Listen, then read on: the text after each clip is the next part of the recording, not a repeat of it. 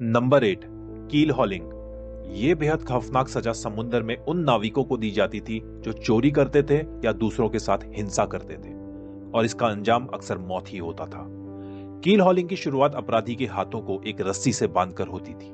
फिर उस रस्सी को पूरे जहाज के चारों तरफ लपेटकर उसके पैरों से बांध दिया जाता था।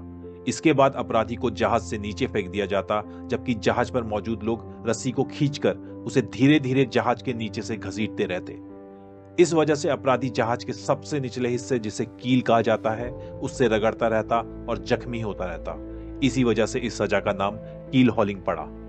लेकिन अक्सर अपराधी को कील तक पहुंचने की चिंता भी नहीं करनी पड़ती थी, क्योंकि वहां तक पहुंचने से पहले ही उसकी मौत हो जाती।